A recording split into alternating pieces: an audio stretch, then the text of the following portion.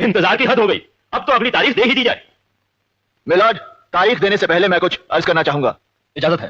पहली तारीख में यह कहा गया कि दामिनी पागल है, उसे पागलखाने भेज दिया, जहां उसे पागल बनाने की पूरी कोशिश की गई। दूसरी तारीख से पहले अस्पताल में पड़ी उर्मी का खून कर दिया गया और केस बना खुदकुशी का, जबकि इस अदालत में मैंने साबित कर दिया कि उर्मी ने खुदकुशी नहीं की, उसका खून हुआ है। और शेखर भी उस दिन सारे सच कहने ही वाला था कि चड्ढा साहब ने फिर से अपनी चाल चल दी, बीमारी का नाटक करके तारीख ले ली। नहीं तो उसी दिन मिलॉर्ड इस केस का फैसला हो जाता। और आज आप फिर से तारीख दे रहे हैं। उस तारीख से पहले सड़क पर कोई ट्रक मुझे मारकर चला जाएगा और केस बनेगा रोड एक्सीडेंट का। आप फिर से तारीख दे देंगे और उस तारीख से पहले दामिनी को पागल बनाकर पागलखाने में फेंक दिया जाएगा। और इस तरह ना तो कोई सच्चाई के लिए लड़ने वाला रहेगा, ना ही इंसाफ मांगने वाला। रह जाएगी तो सिर्फ तारीख। और यही होता रहा है मिलॉर्ड, तारीख पर तारीख, तारीख पर तारीख, तारीख पर तारीख, तारीख पर तारीख मिलती रही है, लेकिन इंसाफ नहीं मिला मिलॉर्ड, इंसाफ नहीं मिला। मिली है तो सिर्फ ये तारीख। कानून के दलालों ने तारीख को इंसाफ के खिलाफ एक हथियार की तरह इस्तेमाल किया है मिलॉर्ड। दो तारीखों के बीच अदालत के बाहर ये कानून का धंधा करते हैं, धंधा जहां गवाह तोड़े जाते हैं, खरीदे जाते हैं, मारे जाते हैं, और रह जाती है सिर्फ तारीख। लोग इंसाफ के लिए अपनी जमीन जायदाद बेचकर केस लड़ते हैं और ले जाते हैं तो सिर्फ तारीख। औरतों ने अपने गहने से यहां तक कि मंगलसूत्र तक बेचे इंसाफ के लिए, और उन्हें भी मिली है तो सिर्फ तारीख। महीनों सालों चक्कर काटते काटते इस अदालत के कई फरियादी खुद बन जाते हैं तारीख, और उन्हें भी मिलती है तो सिर्फ तारीख। ये केस पूरे हिंदुस्तान के कमजोर और सताए हुए लोगों का है। आज उन सब की नजरें आप पर खड़ी हैं, आप पर, कि आप उन्हें क्या देते हैं, इंसाफ या तारीख। अगर आप उन्हें इंसाफ नहीं दे सकते तो बंद कीजिए ये तमाशा, उखाड़ फेंकिए इनके घरों को, फाड़ दीजिए, जला दीजिए इन कानून की किताबों को, ताकि इंसाफ के ऐसे चक्कर में और लोग तबाह ना हो, बर्बाद ना हो।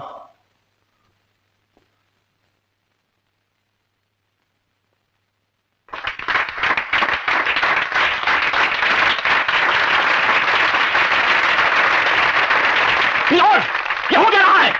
ये कोर्ट की तौहीन है। It is contempt of court. मैं कहता हूं कि इसे सजा दीजिए, अभी फौरन इसे सजा दीजिए। Order order. मिस्टर चड्ढा, किसे सजा देनी चाहिए और किसे नहीं, इसका फैसला अदालत करेगी। Order order. जब तक ये अदालत किसी नतीजे पर नहीं पहुंचती, बर्खास्त नहीं होगी।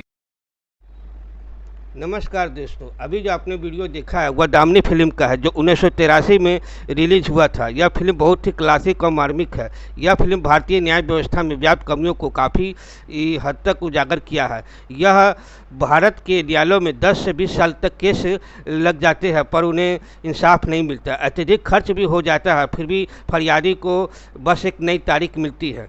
इस बात को इस फिल्म में बहुत ही सुव्यवस्थित ढंग से दिखाया गया है। मैंने यह फिल्म 1993 में देखी थी, तब मेरे दिमाग में यह बात बैठ गया था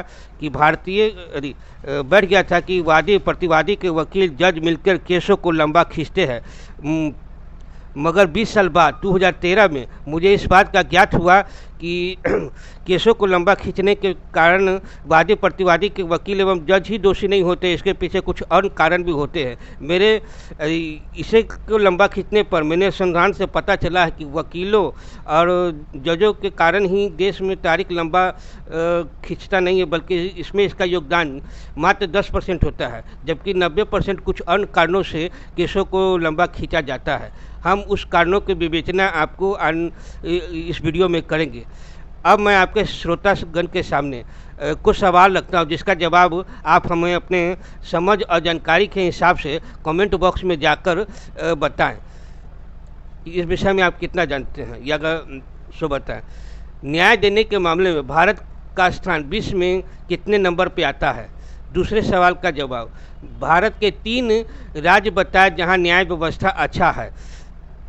जब इंग्लैंड और अमेरिका में 10 लाख की आबादी पर 50 जज होते हैं तो उस समय भारत में कितने जज कार्यरत होते हैं, जिसकी उतना जजों की संख्या बताएं।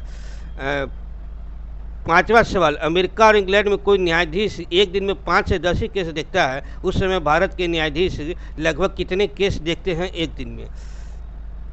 भारत के न्यायाधीश वादी और प्रतिवादी के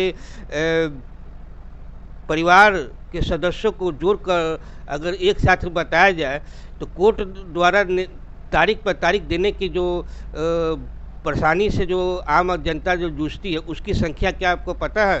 अगर या कोर्ट द्वारा प्रताड़ित लोगों की संख्या के बारे में आपको जानकारी है तो कमेंट बॉक्स में बताएं। 7वां सवाल, भारत में कौन सी राजनीतिक पार्टी है जो यह घोषणा करती है कि आम जनता कोर्ट द्वारा त्वरित न्याय दिला सके, उनकी पार्टी की प्राथमिकता में है? तो उस पार्टी का नाम आप कमेंट बॉक्स में बता सकते हैं।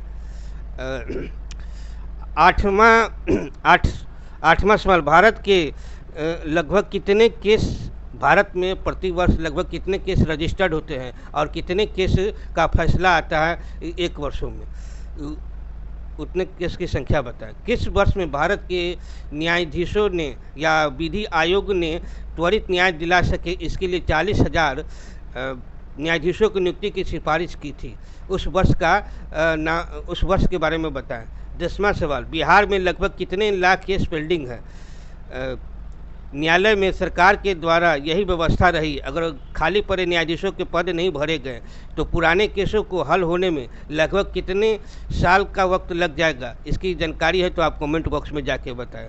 कुछ सवालों के जवाब आपको इसी फिल्म में मिल जाते हैं, जैसे प्रतिवादी के वकील कहता है कि हमें एक नई तारीख दे दी जाए क्योंकि दामनी नहीं आई है, तो इस पर जज साहब कहते हैं कि जब तक दामनी यानी वादी अपनी गवाही पूरी नहीं कर देता है तब तक वो कोर्ट बंद नहीं करेंगे, यही नहीं करेंगे। भारत में अत्यधिक देरी से मिलने वाले न्याय व्यवस्था का हाल कुछ इसी प्रकार का है, जिसकी विवेचना हम आगे आने वाले वीडियो में करेंगे।